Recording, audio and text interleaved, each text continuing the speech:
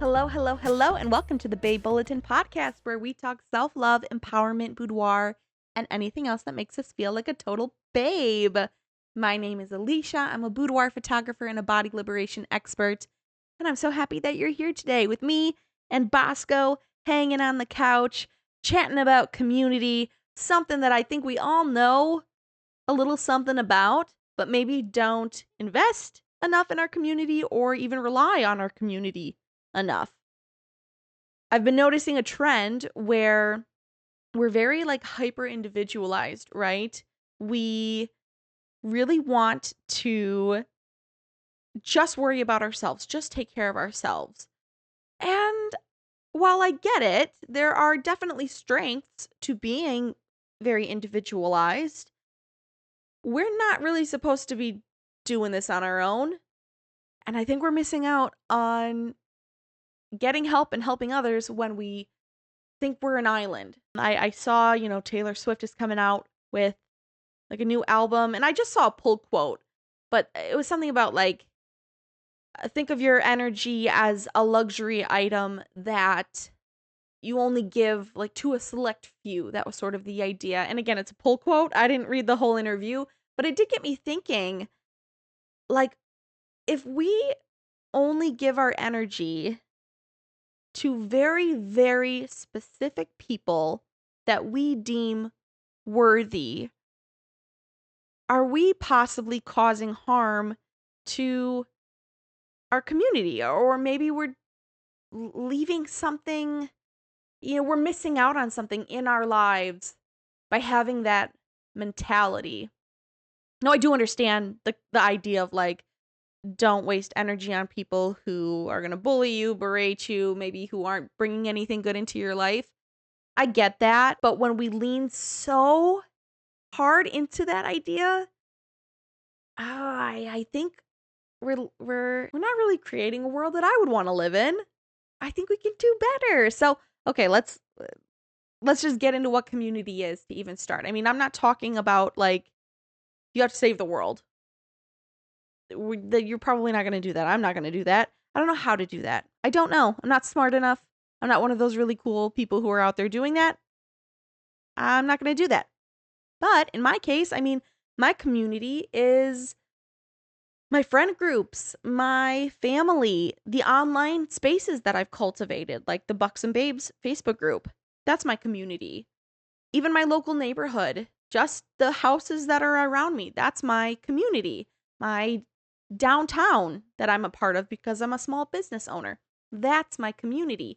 So when I'm talking about trying to do things that help out your community, that's what I'm talking about. Don't feel like I'm issuing a call to action to change the world. I think that's a huge accomplishment that some are able to do, but most of us just need to focus on the folks around us. And if everybody did that, think of just how much better and happier and more wonderful the world would be. That's a good thing, right? Community has certainly shown up for me in my life. I mean, I remember when I opened up my studio downtown, people came and supported me, and they just made me feel like I could do anything. They cheered me on, they rooted for me. When we were dealing with grief, we had, you know, friends and family members reach out, bring us food, send us gift cards.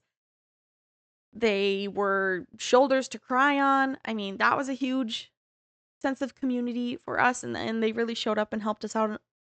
Just I can think of all of these times in my life where people have gone out of their way to help me, and they didn't have to do that. They could have said, "No, I'm protecting my energy. No, I have boundaries and I'm saying no to people," even though I think sometimes we use the word boundary very loosely and maybe incorrectly. That could be an episode for another day. I feel like, people had every out to not help us, not show up for me, not support me in my studio, and they did. They went out of their way to do that. So community is very important to me, and it matters to me, but it matters to all of us. It's something that we need. Human beings are not meant to be alone. Even if you're introverted, even if you're, you've deemed yourself as antisocial, we still need other people. We still need folks to show up for us, and we kind of thrive in those environments. Whether you want to believe it or not, human beings are like kind of pack animals. We just rely on other people. We do need that. It gives us belonging. Our community gives us encouragement. They hold us accountable. They bring us joy. These are all good things. And when we show up and we bring something back to those friend groups, back to our family, back to our neighbors, we're strengthening our own mental health. We're strengthening their mental health. We're increasing our resilience. We are, heck, you're even like improving your physical well-being by, lowering stress, letting other people know that they have someone to be there for them. All of that's really good just for your body as well, not just your brain, not just your emotional well-being. It's multifaceted. So why would we not do this? And it really is like a ripple effect. I help out my neighbor helps out someone else, then they help out their friend, and then that friend helps out their parent, and then that parent helps out a teacher, and so on and so forth. When one person shows up, then other people are inspired to do the same. I've seen that in my own life. People have shown up, they've helped me, and I've gone, okay, how can I do the same for someone else? Like when my friend sent us a gift card after my mother-in-law passed away so that we could buy food.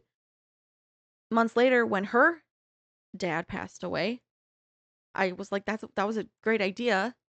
And that was really helpful to us. So I sent her a gift card so that she could order food and not have to think about what to cook or eat while she was dealing with the loss of her father. That's the kind of stuff that community does for us. It takes something off of our plate. It decreases our stress. And we've become so almost isolated in a way that we don't want to give that out to other people, and we don't want to accept it from other people either.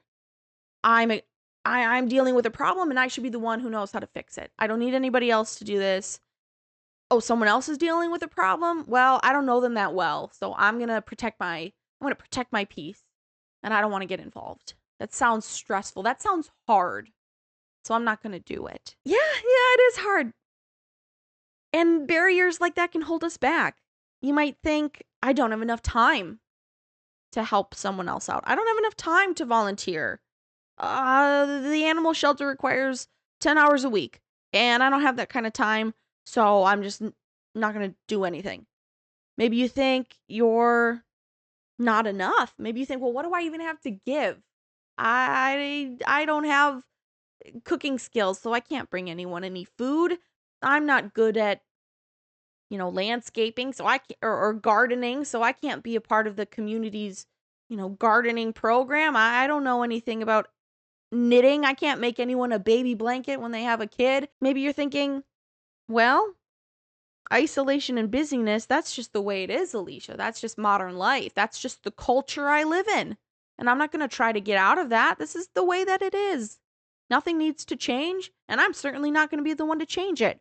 Or maybe you feel like, crap, I should have been doing this sooner. I feel really guilty. I almost feel shame. I haven't shown up for people in the past, so what's the point of doing it now? I screwed up before. I didn't do something that I think would have been helpful, and now I just don't feel like doing anything ever. These are all barriers that I have felt, barriers that I've seen, so I get it. I totally understand where you're coming from, but I don't think we have to listen to those barriers. I don't think we have to stand behind that blockade and go, well, oh no, there's a blockade in my path and now I'm just stuck here. If we do that, we're not going to create that ripple effect that we want. So let's maybe shift the way we think. I love a mindset shift. Ooh, yum, yum, yum, yum, yum, yum. Mindset shifts. Talk about them all the time on this podcast. Let's do that. Let's do that right now. All right. First and foremost, showing up for your community does not have to be grand. It does not have to be complicated. Again, we're not trying to change the world here. We are just trying to help our little communities, our little groups, our little circles be a little bit better. So small acts matter, consistent acts matter. And maybe it's something like, well, what I just did this weekend. I went out grocery shopping. I saw some decent deals on uh Pantene shampoo and conditioner, and I remembered that my local food pantry put out a call that they need shampoo and conditioner. I was already at the grocery store, so I just picked up a couple of bottles. It didn't cost me any additional time to do so. That's a small act, but it's something that I could do. And I had the extra income to be able to do that. So I'm not asking for the world here, folks, and I don't think anybody is. So don't put that kind of pressure on yourself. But instead of thinking like, I don't have enough time, I'm not enough, I don't have anything to give, isolation is just a part of life, or, well, I haven't done it before and I feel bad about that and I don't want to, so I'm just not going to keep doing it. All of that can be changed. We can shift every single one of those and find the opposite and realize it's not impossible and we can totally do those things, I promise. The reason this is vital is because when you give, you also receive. This whole thing can be reciprocal. It's like a circle of awesomeness where I give seeds to a neighbor, and then when they bake an extra loaf of bread, they send it my way. When I check in on a friend to make sure they're doing okay, they reach out to me when I'm feeling really low. Like, we're all just trying to take care of each other. And you can show up and do all of that imperfectly. You don't have to know exactly what to do. You don't have to know how to perfectly volunteer or your neighbor's favorite food to make them something. You just got to try. That's all. That's all I'm reminding you to do is to show up and to try. And I'm saying this as much to you as I am to me, because something that I get caught up doing is doom scrolling, and the news really bums me out. And sometimes I feel like, oh my God, there's so much bad stuff happening. I can't fix any of it. So what's the point in trying? And I will tell you what, that leads to a lot of depression and a lot of me laying on my bed and not doing anything. Not super beneficial to me or my community. Not great. But when we see something like that, where, oh my God, everything seems so bad and I can't do anything about it. Yes, you can. Oh, I would grab this mic right now and shake it and be like, yes, you can. If I didn't think that would screw up all of my audio levels and make my husband and producer very mad at me for doing that. So I'm going to fight the urge to do that and just let you know, yes, you can actually do something to make the world a little teeny tiny bit better. You may not be able to solve those huge problems, but you could solve a little problem. What does your community need? Do you know that someone in your life is having a baby and you could meal prep for them? Do you know that a friend of yours is just getting over an illness and you could send them a get well card? And you know that would bring a little bit of joy into their life. Do you know? Oh God, I don't know. The list goes on and on. I mean, I'm sure you could think of something, right? Something small. And that's going to counterbalance that like doom and gloom and depression that we feel when we can't solve these huge, giant problems. So show up, do it imperfectly, but guess what? You're still showing up. A couple of examples. Because maybe, off the top of my head, I came up with a whopping 2 of them. Don't worry, I prepped for this and wrote some more down, so I'm going to check my list. You could check in with a friend. We mentioned that earlier. Text them, give them a phone call. I know that's meant a lot to me in my life when people check in on me. You could attend a local event or a workshop or a gathering, meet new people. I think one of the best choices I've made since moving to Fort Washington was joining the Girls Who Walk Ozaki group. I've made some new friends in there, people who I never would have met otherwise. And now I have a whole brand new little community that I get to meet with on a weekly basis. You could support small businesses or local artists. As somebody who does run a small business, I can tell you it means the absolute world to me every time I book a new client. I'm like, wow, oh my God, somebody wants to work with me and I get to provide this amazing service for someone. And it just brings me a lot of joy. And I mean, lets me live. Let's be real. I survive because of it as well. Same thing for when you support local artists. That's something that I've been trying to do in the last couple of years. Buy from local art. I actually have a piece from Port Washington's Purple Turtle. If you haven't been there yet, you should go check them out.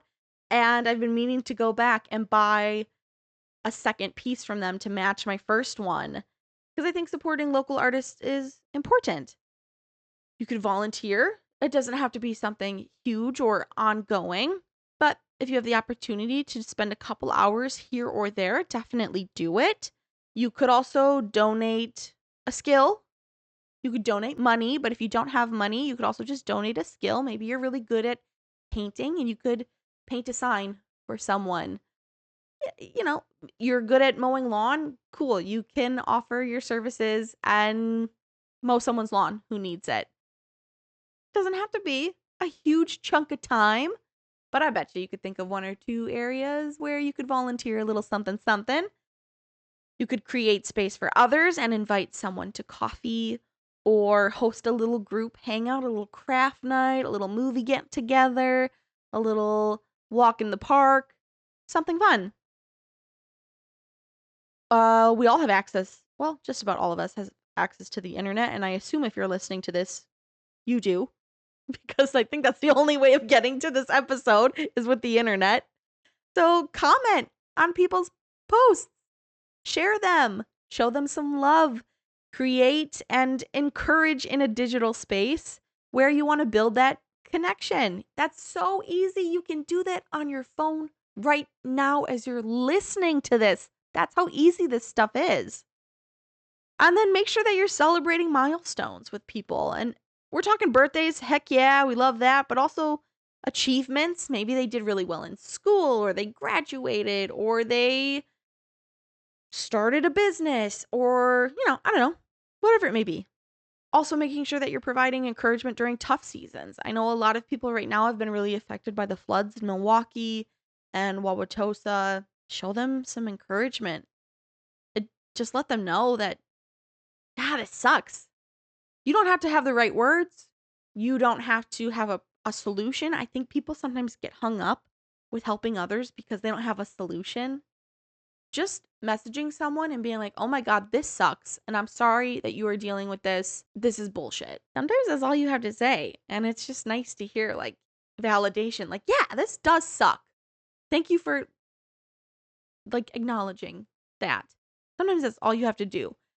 So there are very easy and practical ways to show up for your community, folks. So I don't want to be hearing about any of those barriers anymore. I don't want to be hearing any excuses because I know you can do something right now. You are fully capable of doing something that means a lot to someone else right now, even as you're listening to this. Why? I mean, what are the benefits of creating this better community? Well, we're going to deepen our friendships. Yay, love that. Stronger bonds. Heck yeah. You feel more grounded and less isolated, which is really important and good for mental health. You can see yourself as someone who is important to other people, as someone who matters to other people, which is really, really good for self-esteem and self-love. We love that as well. And then you're just creating this amazing legacy of kindness and belonging. And I think at the end of the day, I know at the end of the day, we all just want to belong to somewhere. So, yes, we do need to think about our energy as something precious. But instead of maybe thinking of it as a luxury item that only a few get to enjoy, maybe we think of it as something precious and so amazing that we want to give it to as many people that we can. I think that's a better way of living our lives. So remember that community is built in small everyday actions, nothing grand, nothing grandiose. It doesn't have to be that way. You can choose one way to show up for your community You could choose a lot of ways, but I think a good goal, especially if it's not something that you're currently doing, is just to pick one way right now that you can do this week. And it's Wednesday, so you got some time. Maybe, I don't know, maybe like journaling or mulling this over in your brain would be helpful. So I wrote down a prompt for you, which would be that if there is, or who is one person or group that I could show up for in a meaningful way right now. So just mull that over. Think about it for the rest of the day, come up with an answer, and then brainstorm just an easy and practical way that you could show up for that person. Boom, done. Look at that. We did it in one podcast episode. We're going to show up for our community in a better way. Woohoo! Hopefully, you've got a little inspired in it. And if you have, then I would invite you to comment and let me know how you're planning on showing up for your community this week. Please tell me. I would love to hear it. So leave a comment. And heck, maybe your way for showing up for your community is by sharing this podcast. I try to share a lot of self-love tips, a lot of encouraging words. Maybe you know somebody who needs to hear it and you send them one of these episodes. Maybe that's your way of showing up. Cool beans. That would work. So let's create those ripple effects by doing just that. Before we get to our Babe of the Week, there are some ways that you can support and show up for this podcast. You could subscribe. Ooh, that's so important. It's really, really helpful when you subscribe and when you rate episodes. It helps us kind of move up the charts. It lets Apple Podcasts know and it lets Spotify know that, hey, this podcast has value and we should show it to more people. So it's really, really helpful when you do that. Like I said, you could share this with someone. And that's also so nice if you wanted to do that. And otherwise, just hanging out and listening. At the end of the day, if that is all you can do, totally get it. I'm really happy that you're here and you're listening. If you want to support the work that I do at my boudoir studio, you can head to buxandboudoir.com and find out lots of information about me and the work that I'm doing at the studio. You can also find Buxom Boudoir, oh gosh, pretty much everywhere on social media. Everywhere except Twitter, X. I think that's like the only place that I'm not. So find Buxom Boudoir pretty much everywhere. All right, on to our Babe of the Week. I don't even know this babe's name, but there's a viral video going around of a dad who took his daughter to an Olivia Rodrigo concert, and like makes my heart very warm and almost a little sad at the same time because he's there with his daughter who, I don't know, maybe 13, 14, and he's surrounded by girls who look about the same age, and they are belting out the lyrics to a song that's about the pressure that these girls are feeling to look a certain way a certain way, makeup, hair, just all of the pressure that they feel to be something that they aren't. And these girls are just, they're belting it out. They're crying. I mean, it's a very like cathartic moment for these girls, right? And I get it because I have felt that way a lot. And this dad is just standing behind his daughter and his eyes are like welling and he's trying to like purse his lips together so he doesn't cry. And you can just see the empathy and the compassion and the longing that all these girls around him don't feel this way. Ugh. And it just made me really happy to see a dad want to go to this concert with his daughter and for him to get to experience and kind of understand a little bit more what they're going through. It lit me up. I think dads who are willing to do girly things with their daughters, all of you are my babes of the week. Like, thank you for doing that. I remember growing up, my dad would play a game with us, with me and my sister called Pretty Pretty Princess. Not your typical manly game, but he would play it with us because it was important to us. So, men, if you have daughters, please do girly things with them. And it's going to open up your eyes to what they're going through and the world that they're living in because it's probably a lot different than you. I got to be honest, the world that a 13-year-old girl is living in and the world that a 40-year-old grown man is living in, very different. So doing stuff like that will bring, I don't know, maybe a new understanding into your world. So, sorry I don't know your name, but maybe you've seen this video. Just search for it, you'll find it.